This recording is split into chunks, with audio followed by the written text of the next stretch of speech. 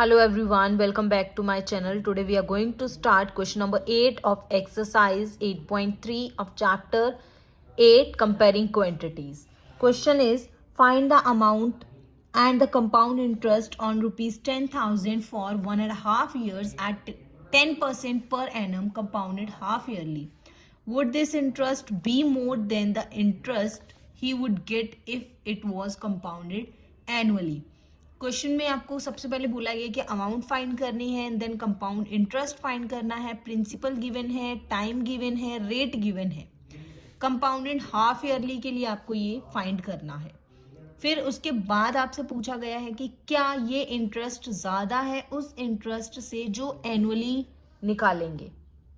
ठीक है, तो सबसे पहले इसको हम सॉल्व करते हैं। देखिए, हाफ ईयरली के लिए बोला गया है, प्रिंसिपल आपको दे रखा है 10,000, टाइम है 1.5 ईयर। इसको मिक्स फ्रैक्शन को सॉल्व करेंगे इम्प्रॉपर में तो 3/2 आएगा। हाफ ईयरली है, दैट मीन्स डबल हो जाएगा टाइम, 2 के साथ 2 कट जाएगा, 3 ईयर्स टाइम पीरियड आ गया। रेट ऑफ इंटरेस्ट है 10%, रेट का हाफ हो जाएगा तो हाफ होगा तो क्या आएगा 5%। अमाउंट निकालेंगे, फॉर्मूला होता है P1 + R/100⁻n। प्रिंसिपल 10,000, रेट है आपके पास 5, टाइम है 3। सारी वैल्यूज पुट करने पे हमारा आंसर जो है वो आ जाएगा, अमाउंट आ जाएगा ₹11,576.25। अब हमने फाइंड करना है कंपाउंड इंटरेस्ट। कंपाउंड इंटरेस्ट का भी फॉर्मूला हमें पता है, अमाउंट माइनस प्रिंसिपल। अमाउंट हमने निकाल लिया, प्रिंसिपल आपको ऑलरेडी गिवन है, दोनों को सब्ट्रैक्ट करेंगे तो आपके पास कंपाउंड इंटरेस्ट आ जाएगा ₹1,576.25। इसी से नेक्स्ट कंपाउंड इंटरेस्ट और अमाउंट निकल गया। अब उसने हमें ये पूछा है कि एनुअली जो रेट ऑफ इंटरेस्ट है ज़्यादा होगा या हाफ ईयरली। एनुअली पहले फाइंड करेंगे, प्रिंसिपल है 10,000, रेट 10%, टाइम पीरियड हमें दे रखा है 1.5 ईयर्स।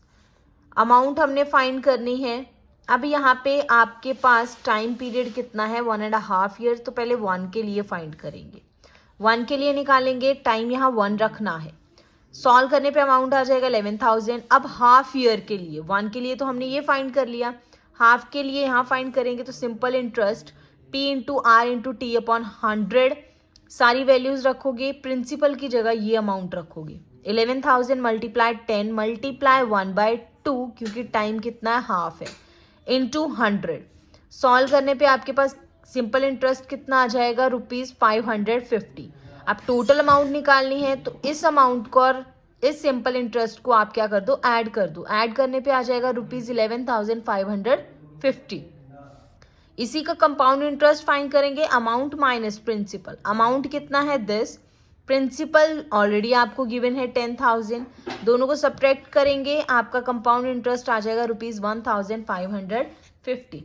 अब हाफ ईयरली, हाफ ईयरली आपको पता है, आपने फाइंड किया है 1,576.25, एनुअली हमने फाइंड कर लिया है 1,550।